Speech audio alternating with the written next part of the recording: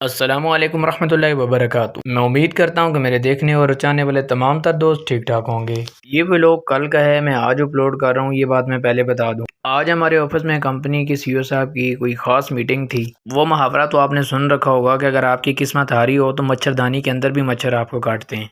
जब से हम DHA फेज़ 3 में आए हैं तो अल्लाह ताला ने हमारे ऊपर बहुत ज़्यादा करम किया है, हमारी दौड़े लग गई हैं। पैसा ही पैसा हो गया। पैसा पैसा तो हो गया, लेकिन अब हम पैसे के काबिल नहीं रहे। हमारे ऑफिस के सीईओ साहब के रूम का एसी भी ख़राब हो गया, टैंकी में पानी भी ख़त्म हो गया, लाइट का मसला नहीं बना। अमजद साहब को फ़ोन किया, अमजद साहब अभी आए थे तो मोटर को डायरेक्ट किया, अभी वो कुछ देर में जा रहे हैं पंप लेने के लिए। वो पंप लेके आएंगे, पंप फिट करेंगे, फिर काम मसला हल होगा। अभी अमजद साहब को पैसे देते हैं तो अमजद साहब जाके पंप लेके आएंगे। एसी के पाइप के अंदर गंद वगैरह फंस गया था तो उन्होंने अच्छी तरह वैक्यूम की और अभी जो न्यू गैस भरने लगे हैं। इस एसी को चलाया लेकिन ये बिल्कुल भी कूलिंग नहीं कर रहा था। मैं फिर से वही मुहावरा दोहराऊंगा, अगर आपकी किस्मत खराब हो तो आपको मच्छरदानी के अंदर भी मच्छर काट सकते हैं। एक कमरे में एक हाथी दो केले। हाथी ने एक केला खाया, दूसरा नहीं। क्यों? क्योंकि उसका पेट भरा हुआ है। ये केला प्लास्टिक का था। ये क्या बात है भाई? अच्छा, एक और। हाँ, मेरे वाला। हाँ, एक कमरा, एक हाथी, दो केले। हाथी ने दोनों केले नहीं खाए। बोलो क्यों? सिंपल, आसान है। इस बार दोनों केले प्लास्टिक के थे।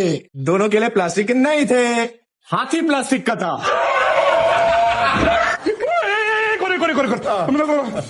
आसान वाला।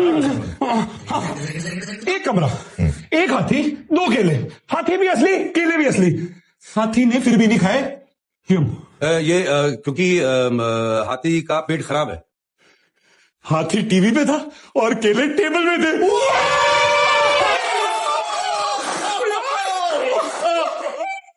खैर 12:30 बजे का टाइम है और गर्मी भी बहुत ज़्यादा शदीद है, लेकिन इस कंपनी में मेरे जैसे मेहनत करने वाले इंसान मौजूद हों तो इस कंपनी का नुकसान हरगिज़ नहीं हो सकता।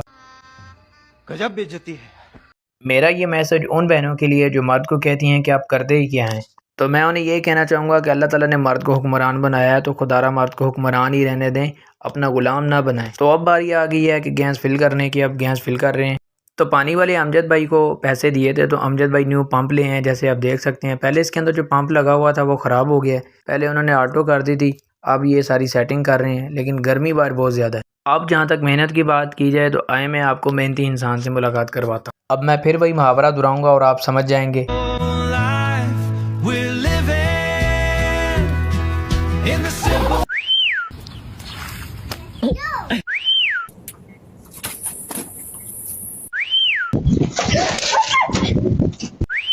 इतनी शदीद गर्मी में भी अदनान भाई कुर्बानी दे रहे हैं। जैसा कि मैंने आपको पहले भी बताया था कि हमारी कंपनी में ऐसे नौजवान मौजूद हैं जिसकी वजह से कंपनी चल रही है। ये सब क्या देखना पड़ रहा है? अच्छा है मैं अंधा हूँ।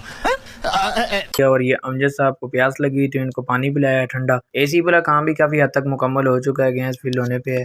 ले जी जनाब, गैस इन्होंने फिल कर दी है। ये 150 तक इन्होंने कहा, जब 150 होती है तो समझे गैस फिल हो जाती है। अब ये चल रही है और नीचे टेम्परेचर बताएगा, नीचे चल के देखते हैं, चलाते हैं क्या सीन है, कूलिंग कर रहा है कि नहीं कर रहा।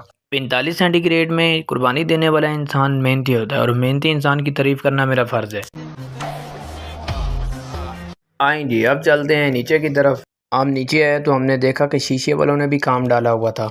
शोर शराबा बहुत ज़्यादा हो रहा था जिसकी वजह से मेरे सर में बहुत ज़्यादा दर्द हो रही थी। ले जी, पानी वाले भाई ने अपना काम मुकम्मल किया और अब जाने लगे हैं। इतने में बिलाल भाई को चेक करवाया कि कूलिंग ठीक है, ओके करें बॉस। बॉस ने ओके किया तो फिर हमने उन्हें जाने दिया। मेरी ज़िंदगी का सबसे ख़तरनाक सफ़र लिफ्ट का सफ़र है, जिसमें 2 से 3 दफ़ा मैं लोग भी हुआ हूँ और अल्लाह ने मेरी मदद की है। अल्लाह का नाम लेके लिफ्ट में चढ़ा और खैर खैरियत से ऊपर मंजिल पर पहुंचा। और अभी तो रुको, क्लाइमैक्स अभी बाकी है। वैसे तो अदनान भाई के मेरे ऊपर छोटे छोटे बहुत ज़्यादा एहसान थे, लेकिन आज अदनान भाई ने अपनी ज़िंदगी का सबसे बड़ा एहसान मेरे ऊपर किया, जिसका मैं कर्जदार पूरी ज़िंदगी भर रहूँगा।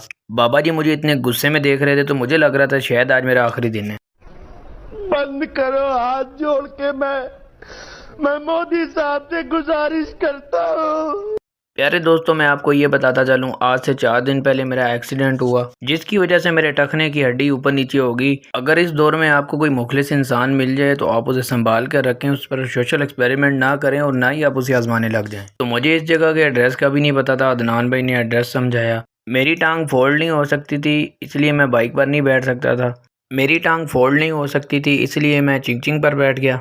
टाइम बहुत ज़्यादा हो गया था तो मैं घर में पहुँचा, बेगम को सारा वाक़या बताया।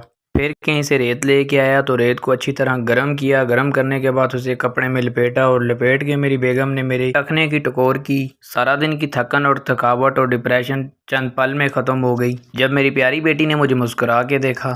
आखिर में मैं आपको यही मैसेज देना चाहूँगा कि आपका हम सफ़र खूबसूरत नहीं, साथ निभाने वाला होना चाहिए। बेगम साहिबा ने खूब खिदमत की और दिल की हौसला अफजाई की और मेरी हिम्मत बढ़ाई।